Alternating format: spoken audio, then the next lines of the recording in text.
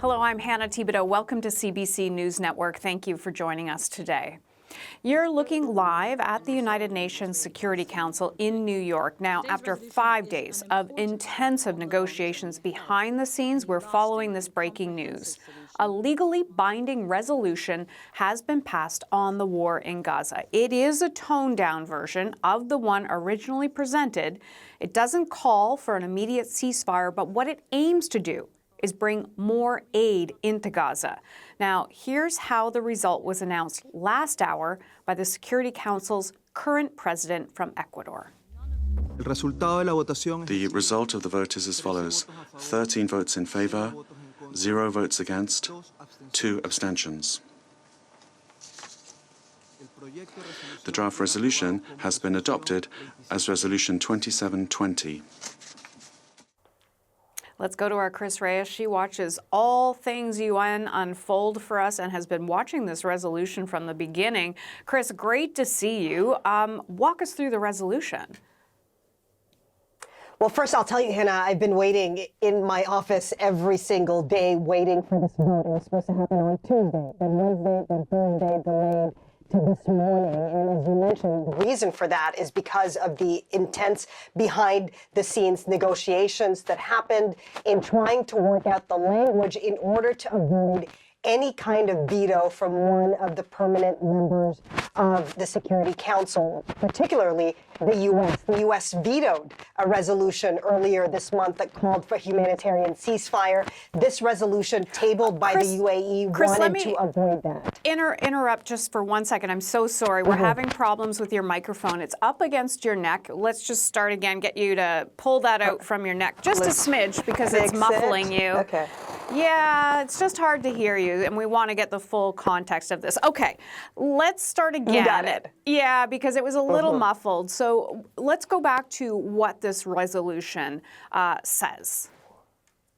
That's right. What I was saying is that I've been waiting in my office every single day for this vote because it's been delayed since Tuesday, and that speaks to the intense negotiations that's been happening behind the scenes. And that negotiation has a lot to do with trying to get the language right to avoid a U.S. veto.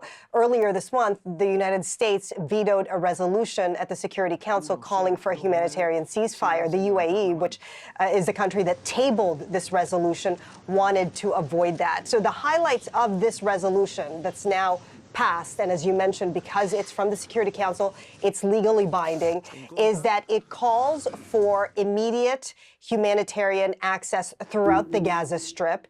It calls for the creation of conditions towards steps to create steps. I'm getting the lingo a little bit muffled here in your words, Hannah, because they were very careful with this particular paragraph.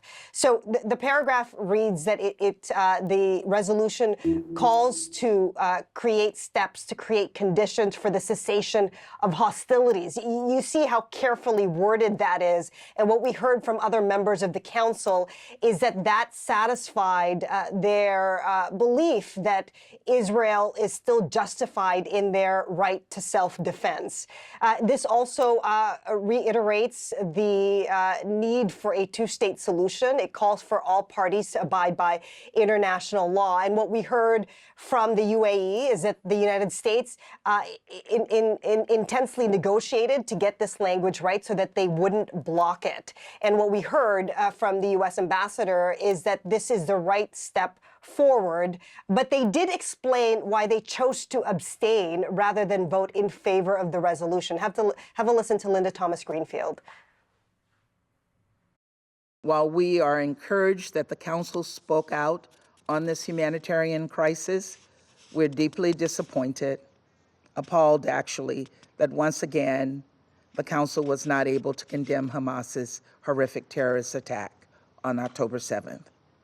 And I can't understand why some council members are standing in the way and why they refuse to condemn these evils unequivocally.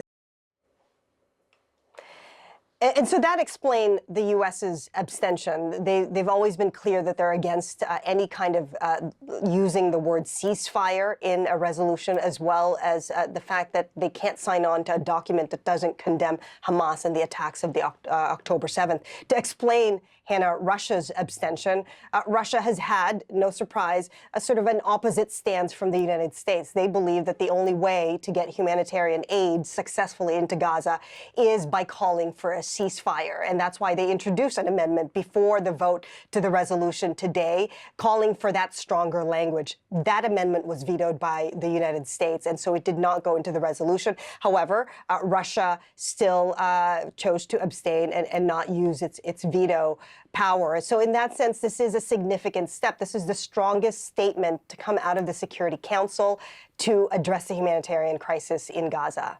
It took a while to get there, but they got there. And there has been reaction from the Secretary General. What did he have to say?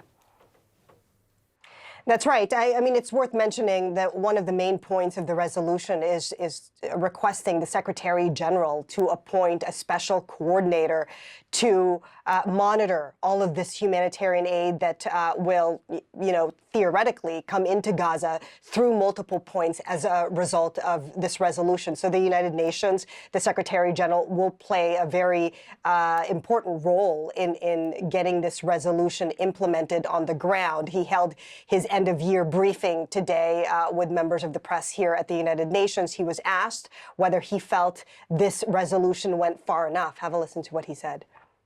A humanitarian ceasefire is the only way to begin to meet the desperate needs of people in Gaza and end their ongoing nightmare. I hope that today's Security Council resolution may help that finally to happen. But much more is needed immediately.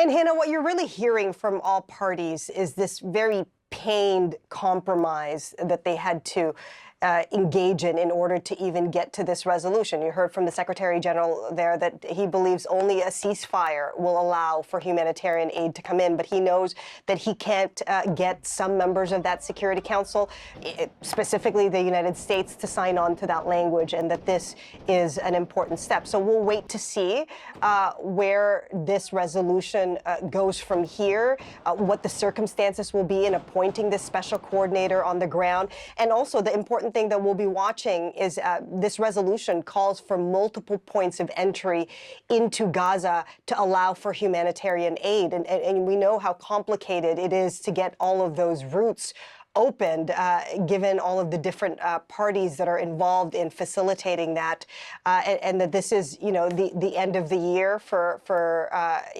many here at the United Nations. We'll see how this resolution will be implemented.